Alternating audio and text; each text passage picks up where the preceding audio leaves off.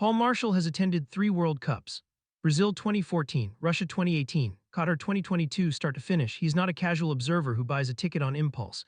He is the kind of fan who plans years in advance, sets aside savings, rearranges his life around a tournament schedule. He lives in Southern California.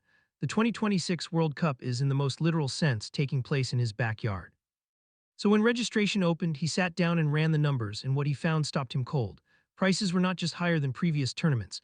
They were 3 to 4 times higher for standard matches, and for the final, 8 times higher than anything he had paid before at a tournament held in his own country. 3 World Cups, Southern California, and he still hadn't confirmed he was going. That is not an isolated story. That is the story of FIFA's 2026 ticketing model, a system that generated $3 billion in revenue while leaving 180,000 tickets stranded on the resale market, triggering investigations by state attorneys general, and prompting the President of the United States to say on record, "I wouldn't pay it either, to be honest." The 2026 World Cup is a tournament of historic scale. 104 matches across 11 U.S. host cities, with the opening day in Mexico City. The event was always going to be the largest FIFA World Cup ever staged. The supporter culture, the traveling fans, the scarves, the noise, the atmosphere that billions watch on television is not incidental to the product. It is the product. The atmosphere in those stadiums is what makes the broadcast compelling. The supporter is the soul of the spectacle. So the question worth asking is, how did a tournament of this scale arrive with a ticketing crisis, hundreds of thousands of unsold seats, and fans who traveled to 3 previous World Cups unable to justify attending the one held on their own doorstep? The answer is a sequence of choices, not a single decision. FIFA introduced dynamic pricing to the World Cup for the first time in history for the 2026 edition.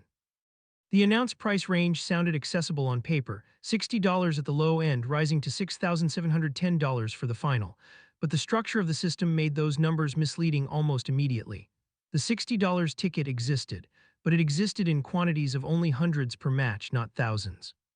In accessing it required clearing a series of barriers: FIFA ID registration, entry into a lottery system, access to a Visa card pre-sale, and participation across multiple phased release windows.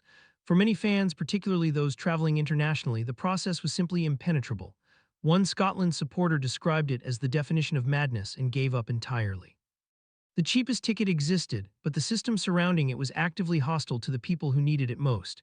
The algorithm then did what dynamic pricing algorithms do. It responded to early demand signals by pushing prices upward. Prices rose an average of 35% across 95 of the 104 matches. High-profile fixtures saw dramatic spikes. A ticket to Portugal versus Colombia reached prices that placed it beyond the reach of the average working-class fan in any of the host nations. Scalpers who purchased early anticipated this upward movement and planned to profit on the secondary market. Then demand stalled. The secondary market collapse became one of the defining stories of the tournament's build-up. 180,000 tickets flooded the resale market. The buyers did not materialize at the prices scalpers had anticipated, for reasons that were entirely predictable: visa barriers for fans from certain countries, safety concerns, and straightforward price shock. Scalpers found themselves holding inventory they could not move. And the structure of FIFA's own resale platform made the problem worse. A 26% combined FIFA resale fee was applied to secondary market transactions, further suppressing buyer interest. One analyst described the outcome plainly: dynamic pricing had alienated football's authentic fan base. The average cheapest available group stage ticket in Los Angeles and Dallas rose to over $1,000. To put that number in context, $1,000 is roughly double what the average American household spends on food in a month. The human cost of these choices is specific and documentable. The England Fans Embassy calculated the cheapest possible Category 4 journey, group stage through to the final, at $3,180. That figure is more than double the equivalent cost for Qatar 2022, a tournament held in a country with far higher base costs of living. For Paul Marshall, prices were 3 to 4 times higher than previous tournaments, and the final was priced at 8 times what he had previously paid. A 3-time World Cup traveler, living inside the host country, staring at numbers that made attendance a serious financial question rather than a planning exercise. The political response to this situation was unusual. The President of the United States was asked about the ticket prices and responded, "I wouldn't pay it either, to be honest." When the elected leader of the primary host nation publicly declines to endorse the pricing structure of the event his country is hosting, FIFA has a problem that no press release can resolve. Then there was the $79 shoutout fee.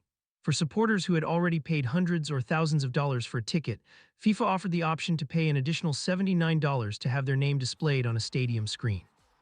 The fee was not the largest cost in the ticketing structure, but it became the detail that circulated most widely online. It captured in concentrated form the nature of FIFA's commercial relationship with the supporter. A fan who had saved for years, traveled internationally, and paid four figures for admission was then invited to pay $79 to be acknowledged by name. That detail spread because it was not ambiguous. It required no explanation. The Haiti versus Scotland match at Foxborough on June 13 became a case study in the structural failures of the model. The game brought together two fan bases whose situations illustrated the problem from opposite ends. The majority of Haitian nationals face a U.S. travel ban, meaning that for the country whose team was playing, the host nation was effectively inaccessible. Scotland's supporters, meanwhile, had described the ticketing process as madness and disengaged from the system early. A Category 1 ticket to the match was priced at $1,300 and remained unsold in the days approaching the tournament. The stadium itself, located in a town of 18,000 people, had nearly refused to issue a license for the event over unpaid security funding from FIFA.